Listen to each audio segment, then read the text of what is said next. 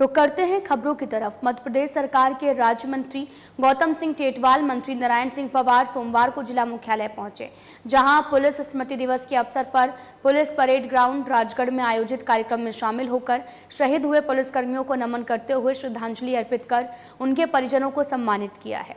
और कार्यक्रम में सर्वप्रथम पुलिस अधीक्षक आदित्य मिश्रा द्वारा परेड की सलामी ली गई और शहीदों को सलामी दी गई है। कार्यक्रम में शामिल मध्य प्रदेश सरकार के राज्य मंत्री गौतम टेटवाल, नारायण सिंह पवार और collector doctor Girish Kumar Mishra, police अधीक्षक आदित्य मिश्रा और अपर कलेक्टर एसएसपी आलोक शर्मा, ज्ञान सिंह गुर्जर सहित पुलिस अधिकारी और कर्मचारीगण ने शहीद स्मारक पर श्रद्धासुमन अर्पित कर उनकी शहादत को याद किया है।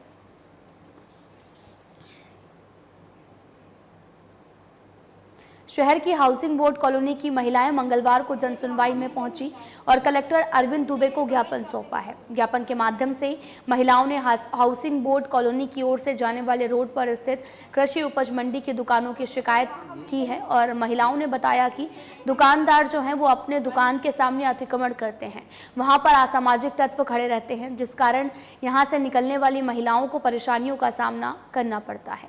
हाउसिंग बोर्ड कॉलोनी निवासी प्राची सीमा, मुन्नीबाई और राम देवी संध्या सरोज ने बताया कि आए दिन गाली गलौज से यहाँ पर माहौल खराब हो रहा है और इस सड़क से गुजरने वाली महिलाओं समेत छात्र छात्राओं को परेशानियों का सामना करना पड़ रहा है। कलेक्टर अरविंद दुबे ने पुलिस विभाग को दुकानों पर और आसपास खड़े असामाजिक तत्वों के खिलाफ तत्काल प्रभाव से कार्रवाई करने के निर्देश दिए। साथ ही नगर पालिका को भी अतिक्रमण हटाने के निर्देश दिए गए हैं। हमारे यहाँ नाली की समस्या है, प्लस मंडी होने के कारण वहाँ धान की गाड़ियाँ आती जिससे हमारा रोड निकलने का ब्लास्ट हो जाता है और उसके अलावा वहाँ टीन शेड लगा हुआ है, उसमें असामाजिक तत्व के लोग वहाँ के बैठते हैं, बच्चों से छेड़छाड़ करते हैं और निकलने कमेंट्स करते हैं सब लड़कियों पे, लेडीजों पे। कलेक्टर साहब ने आपको क्या आश्वासन दिया? कलेक्टर साहब ने आश्वासन दिया कि हम कार्रवाई करेंगे और मैडम को बताया क्या।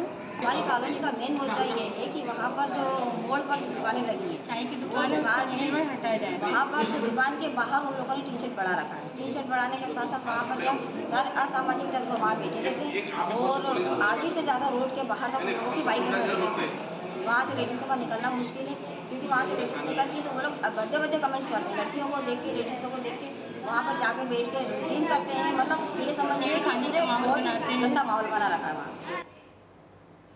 मध्य प्रदेश लोक सेवा आयोग की मुख्य परीक्षा 21 अक्टूबर से शुरू हो गई है और साथ ही आपको बताते चलें कि 26 अक्टूबर तक चलेगी। वहीं पर परीक्षा के दौरान कोई कमी ना हो, इसके लिए पहले से प्रशासन पूरी तरह से सजग है। इसी को लेकर मध्य प्रदेश लोक सेवा आयोग द्वारा नियुक्त प्रेक्षक डॉक्टर अशोक कुमार भार्गव ने परीक्षा संबंधी सभी व्यवस्थाओं को निरीक्षण किया और व्यवस्थाओं में कमी पाई जाने पर संबंधित जिम्मेदारों को आयोग के मापदंडों के अनुसार पालन सुनिश्चित करने के लिए कहा है।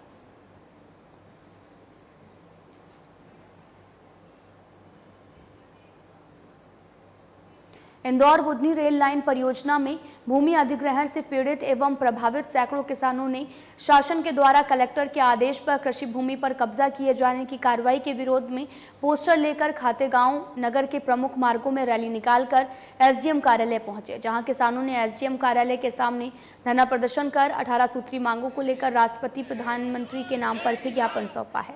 और किसानों का भी कहना है कि भूमि अधिग्रहण नियमों के अंतर्गत 4 गुना मुआवजा राशि पीड़ित परिवार के एक सदस्य को शासकीय नौकरी और व्यावसायिक जमीन का स्क्वायर फीट मीटर से मुआवजा के साथ साथ परिसंपत्तियों का उचित मूल्यांकन किया जाए। वहीं एसडीएम ने जिला कलेक्टर ऋषभ गुप्ता से बातचीत की और किसानों के प्रतिनिधि मंडल का कलेक्टर महोदय से मुलाकात कर समय निर्धारित किया गया।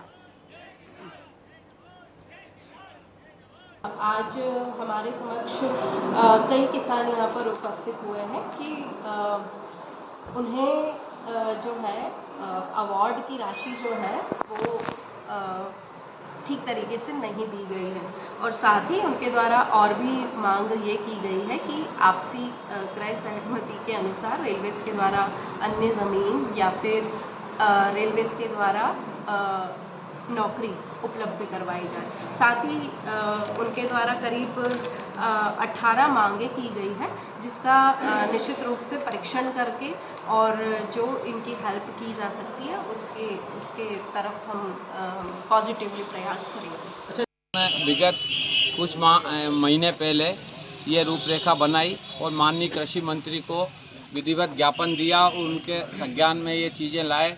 जहाँ जो हमारे किसानों की ये जो अवार्ड है वो हमें मंजूर नहीं है। यहाँ बहुत विसंगतियाँ हैं। किसान को आने वाली पीढ़ी में खाने को दाना भी नहीं मिलेगा उतने पैसे में। कि जिन तहसीलों में अवार्ड नहीं जारी पारित हुआ है वहाँ रोक लगाई जाए और गाइडलाइन रद्दी के बाद अवार्ड पारित किया जाए।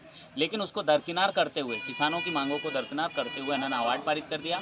औने पौने दाम में हमें 2 गुना मुआवजा दिया जा रहा है, जो गाइडलाइन पिछले 10 सालों में वृद्धि नहीं हुई उसके तहत। और उसी के संबंध में आज हम एसडीएम मैडम से अनिश्चितकालीन धरना के रूप में यहाँ बैठे हैं। उन्होंने आश्वासन दिया है कि अभी मैंने काम रुका दिया है आज की जो परिस्थितियां हैं, और आप कलेक्टर साहब से या वरिष्ठ अधिकारियों से बातचीत करेंगे तो मूलतः अगर हम अपनी मांगों को लेकर पुनः उनको स्मरण कराने के लिए वो आए। सिंगरौली जिले के कंचनी में पटवारी और राजस्व विभाग की करतूत सामने आई है, जिसमें भाई और भाई में हुई आपसी विवाद में मारपीट हो गई। दरअसल हल्का पटवारी कचनी पवन शाह ने जमीन के नक्शे में फेरबदल करते हुए पट्टे की भूमि को मिली भगत करते हुए दूसरे भाई के नाम पर चढ़ा दिया, जिसकी जानकारी लगते ही पीड़ित राजस्व विभाग का लगातार 2 महीने का चक्कर काटता रहा, लेकिन उसकी कोई भी सुनवाई नहीं हुई।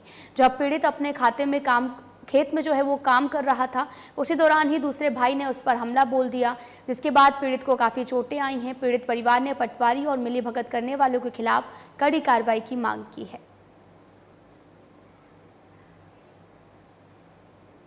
हम अपना खेत जोतवाने गए थे, तो खेत जोतवाने से मना कर रहे थे, तो मैं बोला कि मेरा पुरखानी ज़मीन है तो उसको हम क्यों नहीं जोतेंगे। तो इसी में ज़बरदस्ती मारपीट होने लगे मेरे साथ। मेरे को मारने लगे पहले मेरे दादाजी, मेरे चाचा राम जी राम रक्षा।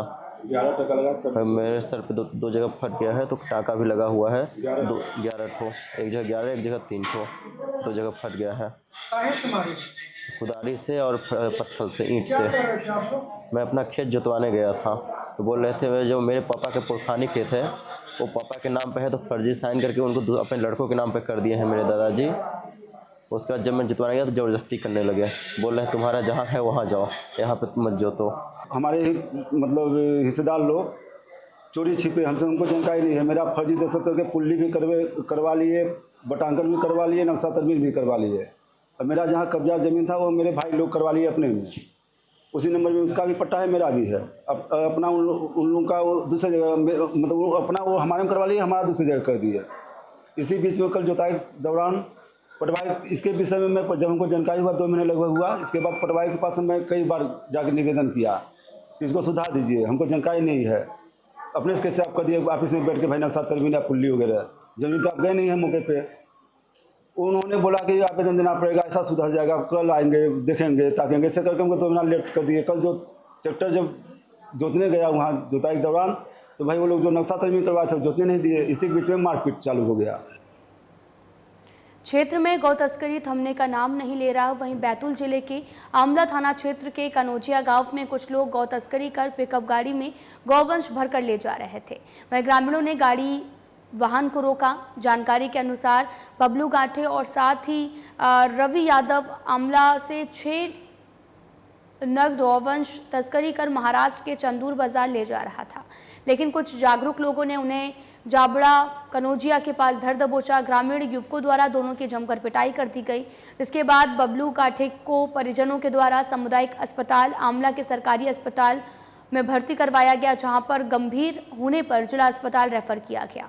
बताया ये भी जा रहा कि आमला थाने में रवि यादव द्वारा मारपीट की शिकायत की गई थी। इस पूरे मामले पर वीडियो आज दोपहर वायरल हुआ है, जिसके बाद पुलिस ने मामले में संज्ञान लिया। जानकारी जुटाने पर बैतूल पुलिस अधीक्षक ने बताया कि मारपीट करने वालों पर मारपीट का मामला दर्ज हुआ। वहीं गौवंश तस्करी करने वाले दोनों युवकों पर तस्करी की धारा के तहत मामला दर्ज किया गया। पुलिस घटना की जाँच में जुट गई है।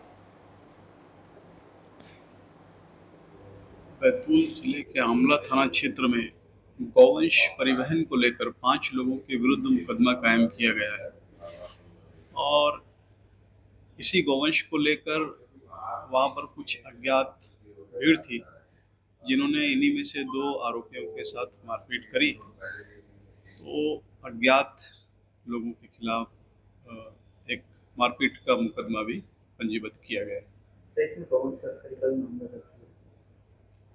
गोवंश तस्करी का एक मामला इसमें पंजीबद्ध हुआ।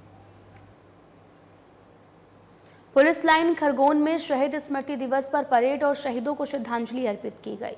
शहीद स्मृति दिवस पर पुलिस लाइन में देश की आंतरिक सुरक्षा करते हुए अपने प्राणों की आहुति देने वाले शहीद पुलिसकर्मियों को श्रद्धांजलि दी गई। डीआईजी सिद्धार्थ बहुगुणा, विधायक बालकृष्ण पाटीदार, कलेक्टर कर्मवीर शर्मा, एसपी धर्मराज मीणा सहित अन्य अधिकारियों पुलिसकर्मियों ने शहीद स्मारक पर पुष्पांजलि अर्पित कर शहादत को नमन किया है। शहीदों को सलामी और परेड मार्च निकालकर शहादत को नमन किया गया।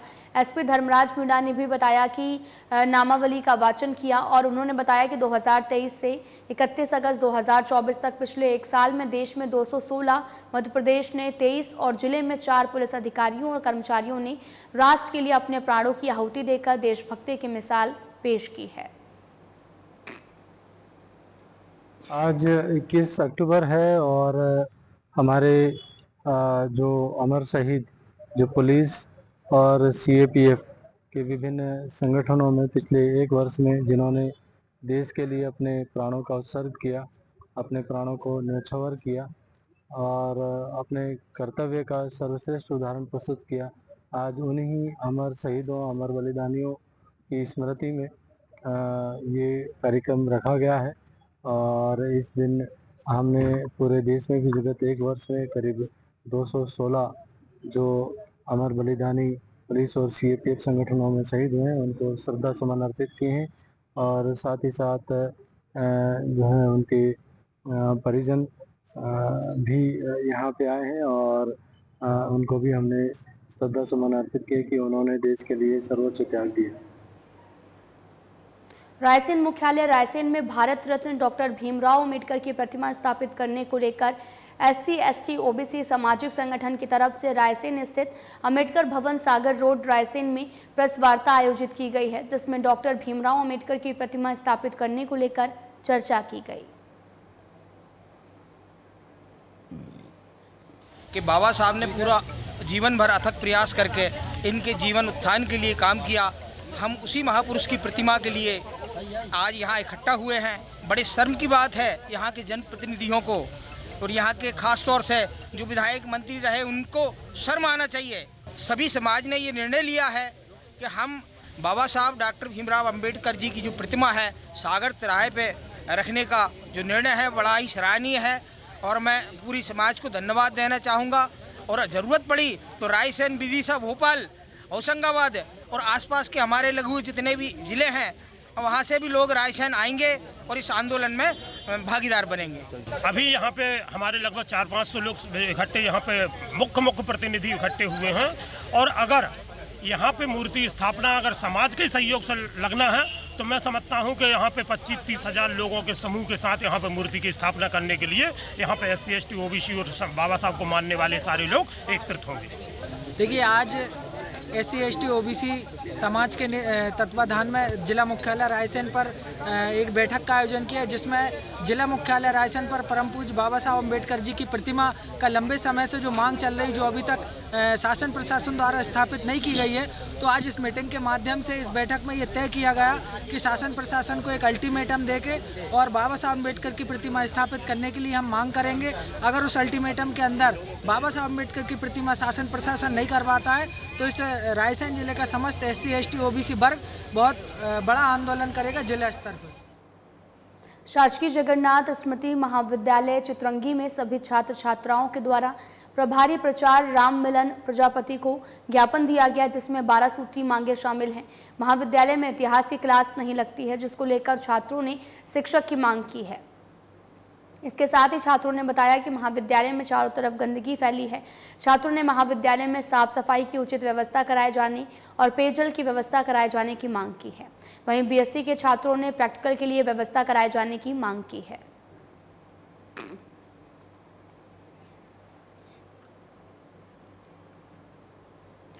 प्रदेश भर में 10 अक्टूबर को मुख्यमंत्री डॉक्टर मोहन यादव ने पंजीकरण विभाग की नवीन तकनीक पर विकसित सॉफ्टवेयर संपदा 2.0 के ई-पंजीकरण और साथ ही ई-स्टाम्पिंग का शुभारंभ किया था।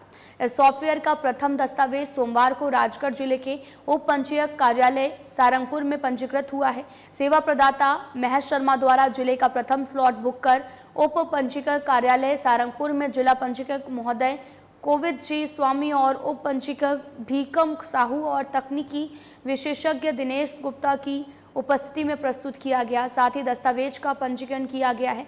इस अवसर पर पूर्व बार एसोसिएशन अध्यक्ष PS मंडलोई, वरिष्ठ अधिवक्ता ओम राठौर एवं सेवा प्रदातागण उपस्थित रहे हैं।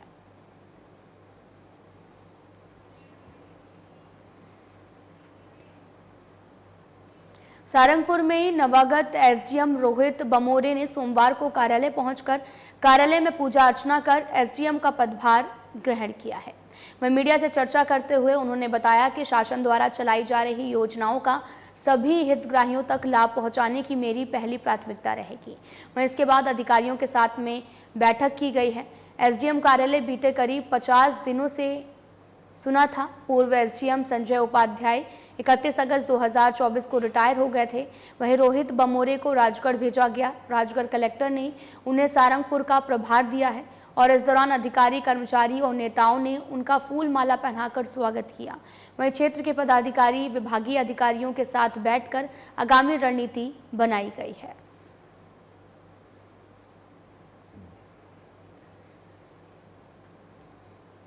हिंदू धर्म और त्यौहार पर सोशल मीडिया के माध्यम से आपत्तिजनक वीडियो बनाने के आरोप लगाते हुए कार्रवाई के लिए बजरंग दल ने यूट्यूबर धर्मेंद्र बिटोलिया के आपको बता चले खिलाफ नरसिंहगढ़ थाने में ज्ञापन सौंपा और बजरंग दल कार्यकर्ताओं ने बताया कि पिछले कई दिनों से समझाने के बाद भी अपने साथियों के साथ मिलकर सोशल मीडिया और यूट्यूब का वीडियो रील बनाकर हिंदू धर्म और हिंदू त्योहारों पर का जो अपमान है वो करता है, जिसे हिंदू धर्म को मानने वाले लोग आक्रोशित हैं। इसके अलावा बिलोटिया और साथियों के बनाए हुए कई वीडियो ऐसे भी होते हैं जिससे समाज में अपराध बढ़ते हैं।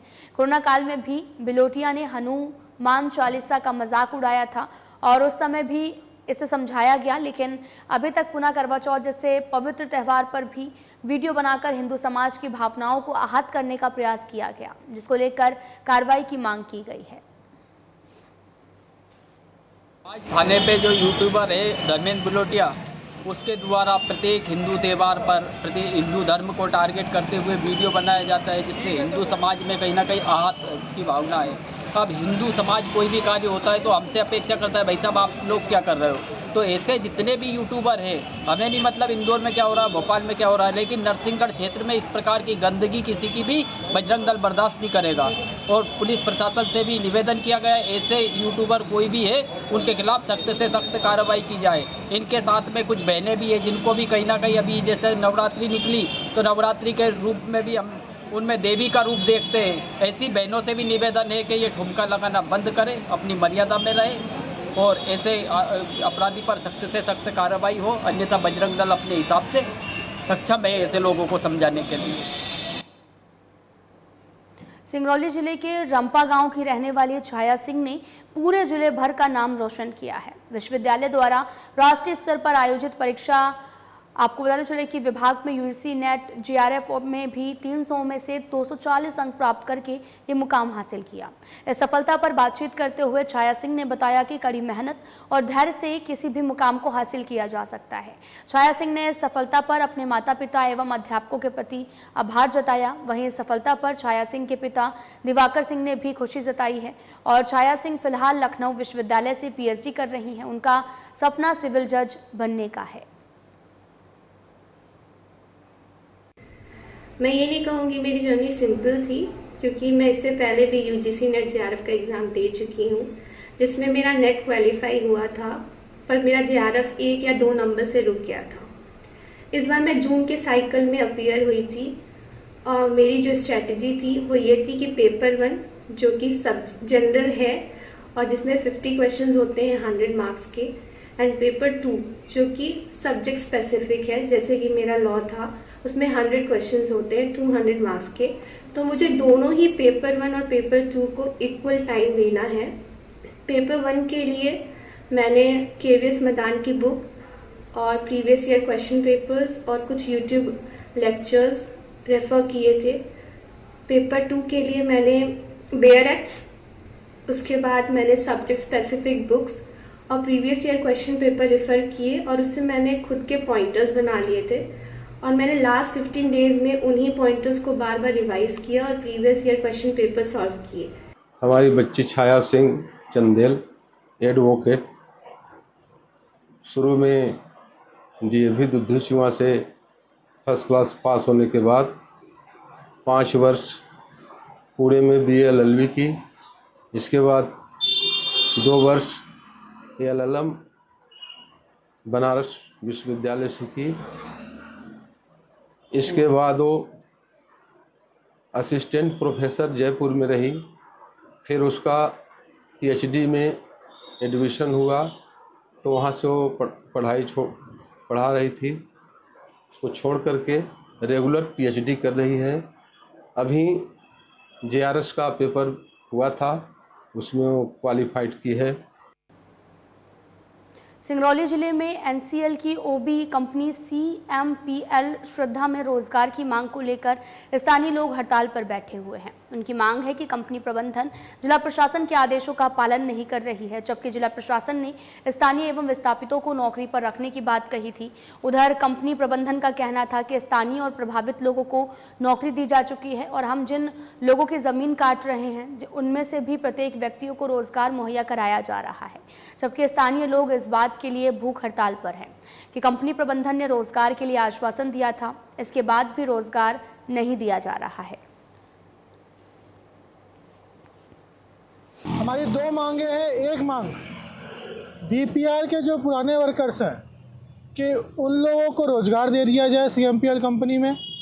दूसरा कि जिन लोगों की ज़मीन जो ब्लास्टिंग एरिया में आती है, जिनकी ज़मीनें वो काट चुके हैं, जिनकी ज़मीनों में ब्लास्टिंग कर चुके हैं, उनको रोज़गार मुहैया करा दे।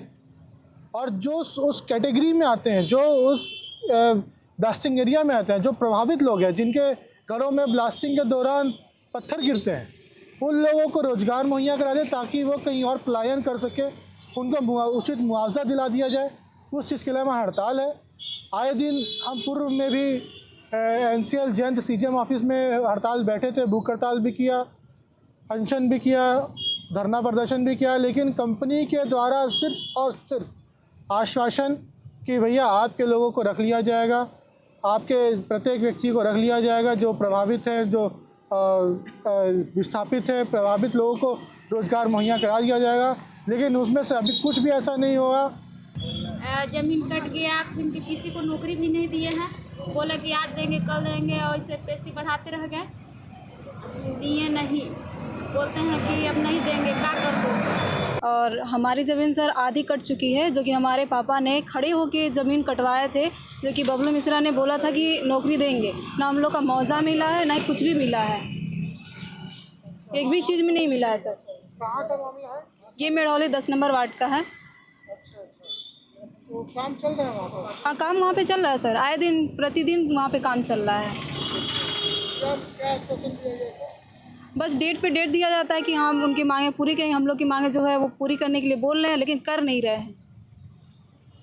कभी 12 तारीख तो कभी 14 तारीख, बस डेट पे डेट दिए जा रहे हैं कि हम करेंगे, लेकिन कर नहीं रहे हैं। तो वहीं सिंगरौली जिले के बागाडीह बरगवा के रहने वाले राजमिस्त्री को वन विभाग की टीम ने रेत कारोबारी समझकर लाठी डंडे और कुल्हाड़ी से मारपीट कर दी है, जिसके बाद पुलिस ने अब तक आरोपी के खिलाफ मुकदमा तक दर्ज नहीं किया है। दरअसल बीते दिनों सराईपुरेल से आ रहे उमेश शाह से जंगल विभाग के रेंजर के निर्देश पर मारपीट की गई। लाठी डंडे एवं धारदार हथियार से मारपीट में घायल उमेश को गंभीर चोटें आई थी। पीड़ित का कहना है कि देर रात तक वन विभाग की टीम के द्वारा रेत चोरी के शक में मारपीट की गई, जिसके बाद दोषी वनकर्मियों के खिलाफ पुलिस ने अब तक FIR दर्ज नहीं की है। पीड़ित का कहना है कि पुलिस कर्मियों की दवा में काम कर रहे हैं और जिला अस्पताल ट्रॉमा सेंटर में भी बयान लेने आई पुलिस ने बयान की कॉपी को फाड़कर फेंक दिया है।